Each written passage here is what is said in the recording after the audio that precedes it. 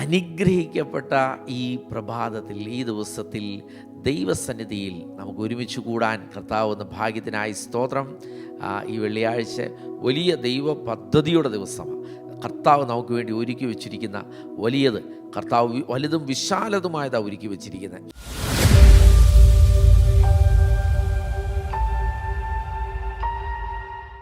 കർത്താവിൽ ആശ്രയിക്കുന്ന ഒരു ഭവനവും, യേശു കർത്താവാന്ന് പറയുന്ന ഒരു ഭവനവും നശിച്ചു പോകത്തില്ല.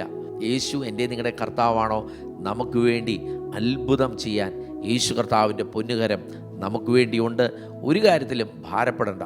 ഇന്ന് ഞാൻ നിങ്ങളോട് ഷെയർ ചെയ്യാൻ ആഗ്രഹിക്കുന്നത് യോഹന്നാൻ എഴുതിയ സുവിശേഷം 10-ാം അധ്യായത്തിൽ നിന്നാണ്. യേശു പറഞ്ഞ ചില വാക്കുകൾ, നമ്മളെ ഉറപ്പിക്കുന്ന ചില വചനങ്ങൾ നമുക്ക് ഏറ്റെടുക്കാം. വചനത്തിലൊന്ന് നിറയാം. ദൈവശക്തി എനിക്ക് നിങ്ങൾക്കും വേണ്ടി വെളിപ്പെടുന്ന ദൈവത്തിൻ്റെ ശക്തി ദൈവവചനത്തിലായിരിക്കുന്നത്. നമുക്കൊന്ന് വായിക്കാം. യോഹന്നാൻ എഴുതിയ സുവിശേഷം 10-ാം അധ്യായം അതിൻ്റെ 7 മുതലുള്ള വാക്യം. യേശു പിന്നെയും അവരോട് പറഞ്ഞത്, ആമേൻ ആമേൻ, ഞാൻ നിങ്ങളോട് പറയുന്നു, ആടുകളുടെ വാതിൽ ഞാനാകുന്നു. എനിക്ക് മുമ്പേ വന്നവരൊക്കെയും കള്ളന്മാരും കവർച്ചക്കാരും അത്രേ. ആടുകളോ അവരുടെ വാക്ക് കേട്ടില്ല. ഞാൻ വാതിലാകുന്നു, എന്നിലൂടെ കടക്കുന്നവൻ രക്ഷപ്പെടും. നമ്മുടെയൊക്കെ വീട്ടിൽ ഒരു വാതിലുണ്ടെങ്കിൽ എന്നിലൂടെ കടക്കുന്നവൻ രക്ഷപ്പെടും. എന്നെ കേൾക്കുന്ന പ്രിയമുള്ളവരെ, നമ്മുടെയൊക്കെ വീടുകളിൽ വാതിലുണ്ട്.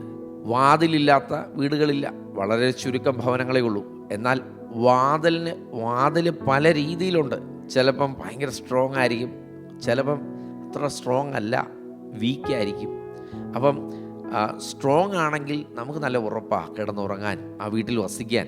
എന്നാൽ അത്ര വീക്കാണെങ്കിൽ, അല്ലെങ്കിൽ അത്ര സ്ട്രോങ് അല്ലെങ്കിൽ നമുക്ക് ചില ഭയമൊക്കെ വരും.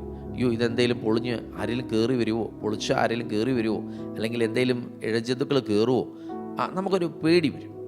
യേശു പറയാണ്, ഐ ആം ദ ഡോർ, ഞാനാണ് ഒരു ഓപ്പണിങ്, ഞാനാണ് നിൻ്റെ ഒന്നാമത്തെ അല്ലേ, വീട്ടിലോട്ട് കയറുമ്പോൾ ഒന്നാമത് എന്താ? വാതിൽ. ആ വാതിൽ കയറുമ്പോഴാണ് അകത്തുള്ള നന്മകൾ കാണുന്നത്. അതുപോലെ യേശു പറയാണ്, ഞാൻ വാതിലാകുന്നു. അപ്പം യേശു പറഞ്ഞ വാതിൽ എൻ്റെ ജീവിതത്തിൽ, ആ യേശുവാണ് വാതിലെങ്കിൽ ഞാൻ ആ വാതിലിലൂടെ അകത്തോട്ട് കടക്കുമ്പോൾ, ആമേൻ, ആ വാതിലിൻ്റെ അകത്ത് അപ്പോൾ കർത്താവ് എന്തെല്ലാം നമുക്ക് വേണ്ടി ഒരുക്കി വെച്ചിട്ടുണ്ടായിരിക്കും. യേശു പറയാണ്, യോഹന്നാൻ സുവിശേഷം 9:10 പറയാണ്, ഞാൻ വാതിലാകുന്നു. അടുത്ത വാക്ക് പറയാണ്, എന്നിലൂടെ കടക്കുന്നവൻ രക്ഷപ്പെടും. അപ്പം അഴുക്ക് വാതിലാണെങ്കിൽ അതിൻ്റെ അകത്ത് കള്ളൻ കയറും, കൊള്ളത്തില്ലാത്തതാണെങ്കിൽ കള്ളൻ കയറും, അല്ലേ, നമുക്കറിയാം. എന്നാൽ ആ വാതിൽ സ്ട്രോങ് ആണെങ്കിൽ, ഇന്ന് ഇത് കേൾക്കുമ്പോൾ നമ്മുടെ വാതിലൊക്കെ ഒന്ന് സ്ട്രോങ് ആക്കാം. യേശുവേ, എൻ്റെ ജീവിതത്തിലേക്ക് വരണേ, എനിക്ക് ഒരു വാതിലായി അങ്ങ് വേണം നിൽക്കാൻ എന്ന് ആഗ്രഹിക്കുന്നവർ എത്ര തകർച്ചയുടെ വക്കിൽ നിൽക്കുകയാണെങ്കിലും യേശുവാകുന്ന വാതിൽ നിൻ്റെ ജീവിതത്തിൽ വന്നാൽ നിന്നെ കർത്താവ് പണിയാൻ തുടങ്ങും. നിൻ്റെ ജീവിതത്തിൻ്റെ എല്ലാ മേഖലകളിലും കർത്താവിൻ്റെ അത്ഭുതമുള്ള കാര്യം പ്രവർത്തിക്കാൻ തുടങ്ങും. യേശു പറയണം, ഞാൻ വാതിലാകുന്നു, എന്നിലൂടെ കടക്കുന്നവൻ രക്ഷപ്പെടും. പറഞ്ഞ്, ഞാൻ രക്ഷപ്പെടും, ഞാൻ നശിച്ചു പോകത്തില്ല. കർത്താവ് എൻ്റെ വാതിലായതുകൊണ്ട് ഞാൻ ആ ഭാഗം കേൾക്കുമ്പം ഏത് കാര്യത്തിൻ്റെ ഒരു ഓപ്പണിങ് യേശു ആയിരിക്കും.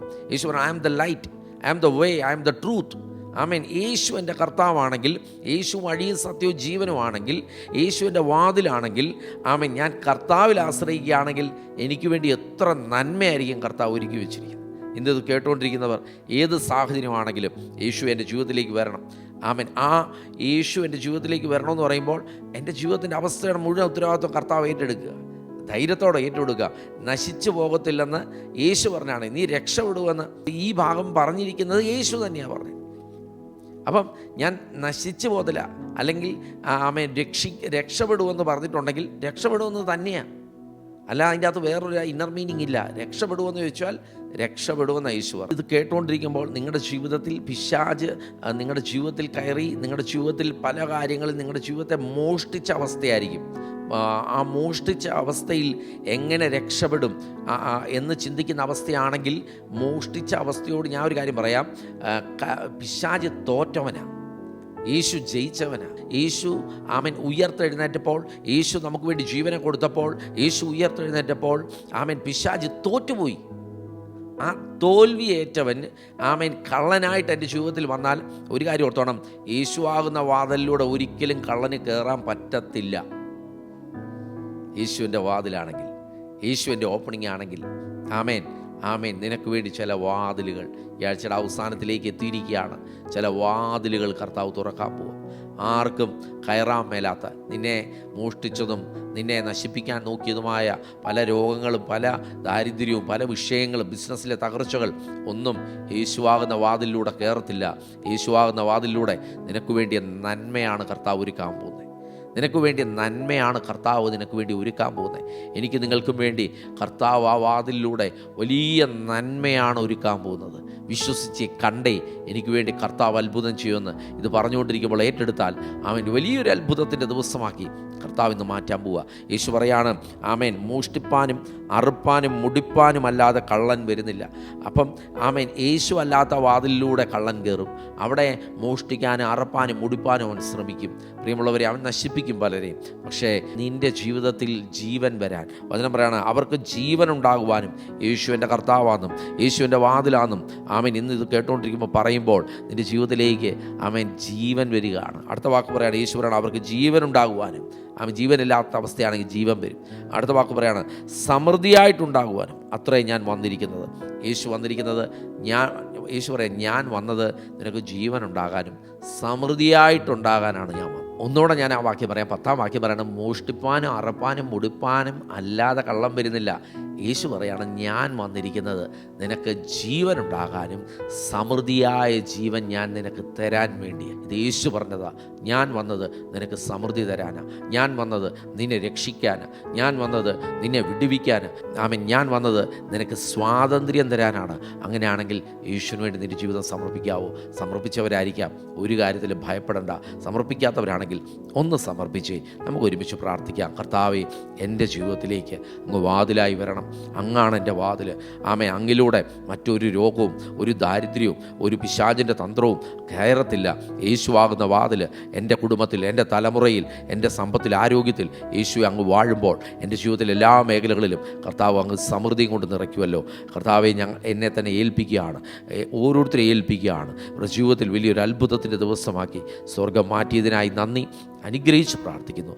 പ്രാർത്ഥന കേട്ടതിനായി സ്തോത്രം, യേശുവിൻ്റെ നാമത്തിൽ തന്നെ ആമേൻ. ഇന്ന് ഇത് കേട്ടുകൊണ്ടിരിക്കുന്നവർ, നിങ്ങൾ ഏത് അവസ്ഥയാണെങ്കിലും നിങ്ങളെ കർത്താവ് തൊട്ടിട്ടുണ്ട്. നിങ്ങളുടെ പരാജയത്തെ കർത്താവ് ഒരു അത്ഭുതമാക്കിയിട്ടുണ്ട്. യേശുവാകുന്ന വാതിൽ നിങ്ങളുടെ ജീവിതത്തിലേക്ക് വരുമ്പോൾ ഒന്നും ഇന്ന് വരെ ചിന്തിക്കാത്തതുപോലെ വാതിലിലൂടെ നിനക്ക് വേണ്ടി നന്മ കർത്താവ് ഒരുക്കിയിട്ടുണ്ട്. God bless you. ഈ പ്രോഗ്രാം നിങ്ങൾക്ക് അനുഗ്രഹമാണെങ്കിൽ മറ്റുള്ളവർക്ക് ഷെയർ ചെയ്ത് കൊടുക്കുക. ഈ ചാനൽ സബ്സ്ക്രൈബ് ചെയ്യാത്തവർ സബ്സ്ക്രൈബ് ചെയ്യുക. മറ്റുള്ളവർക്ക് ഫോർവേഡ് ചെയ്ത് കൊടുക്കുമ്പം നിങ്ങൾ അതിൻ്റെ അകത്ത് ആമേൻ കേട്ട വചനത്തിൽ ഒരു ആമേനൊക്കെ ഇട്ട് ആമേൻ മറ്റുള്ളവർക്ക് ഫോർവേഡ് ചെയ്ത് കൊടുക്കുക. ഇത് നിങ്ങളുടെ ജീവിതത്തിൽ ഉറപ്പായിട്ടും അനുഗ്രഹമായിരിക്കും. God bless you. വീണ്ടും നാളെ നമുക്ക് കാണാം. God bless you.